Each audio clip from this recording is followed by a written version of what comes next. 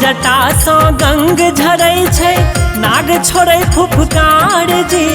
खुजल जटा सँ गंग झरै छै, नाग छोड़ै फुफकार जी। छी अंतर्यामी अहाँ यो स्वामी, बसहा पर भेल सवार जी। छी अंतर्यामी अहाँ यो स्वामी, बसहा पर भेल सवार जी। खुजल जटा सँ गंग झरै छै, नाग छोड़ै फुफकार जी। खुजल जटा सँ गंग झरै छै, नाग छोड़ै फुफकार जी। छी अंतर्यामी अहाँ यो स्वामी, बसहा पर भेल सवार जी।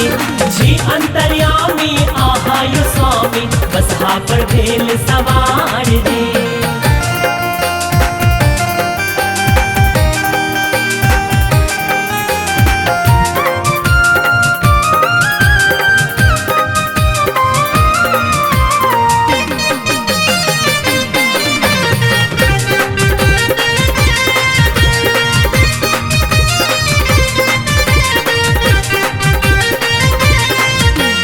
अहाँ छी तपसी अहाँ यो जोगिया, अहीं बौरहवा भोला यो।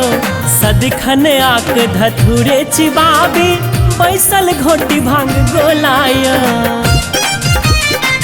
यो बाबा अहाँ छी तपसी अहाँ यो जोगिया, अहीं बौरहवा भोला यो। सदिखन आक धथुरे चिबाबी, बैसल घोटी भांग गोलाय। टाकल चन्ना जूड़ा में चमके, चानन बीच कपार जी। टाकल चन्ना जूड़ा में चमके, चानन बीच कपार जी। छी अंतर्यामी अहाँ यो स्वामी, बसहा पर भेल सवार जी। छी अंतर्यामी अहाँ यो स्वामी, बसहा पर भेल सवार जी।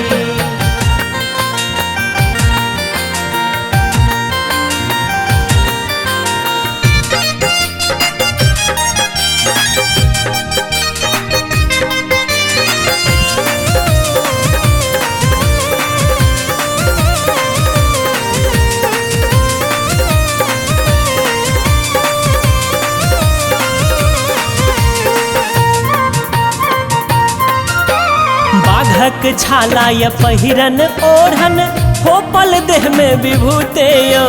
धुनी रमौने बैसलौ मसानी, नाचत संग में भूते यो। बाघक छाला या पहिरन ओढ़न, होपल देह में विभूते यो। धुनी रमौने बैसलौ मसानी, नाचत संग में भूते यो। शिव अविनाशी छी कैलाशी, पूजे चरण संसार जी। शिव अविनाशी छी कैलाशी, पूजे चरण संसार जी। छी अंतर्यामी अहाँ यो स्वामी, बसहा पर भेल सवार जी। छी अंतर्यामी अहाँ यो स्वामी, बसहा पर भेल सवार जी।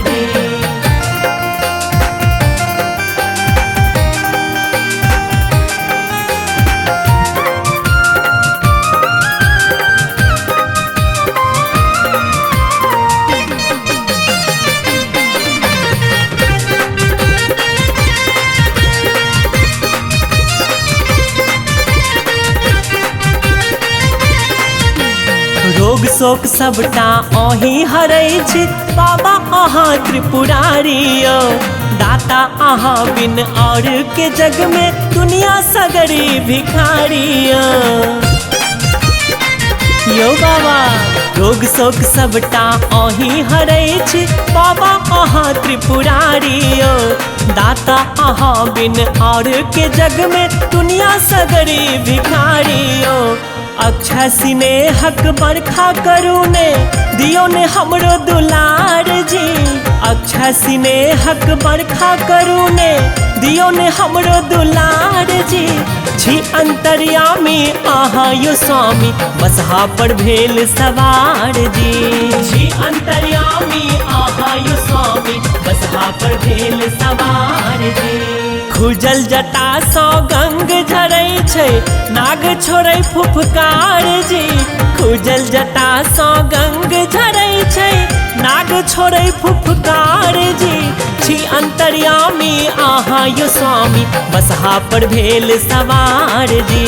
छी अंतर्यामी आहा यो स्वामी बसहा पर भेल सवार जी।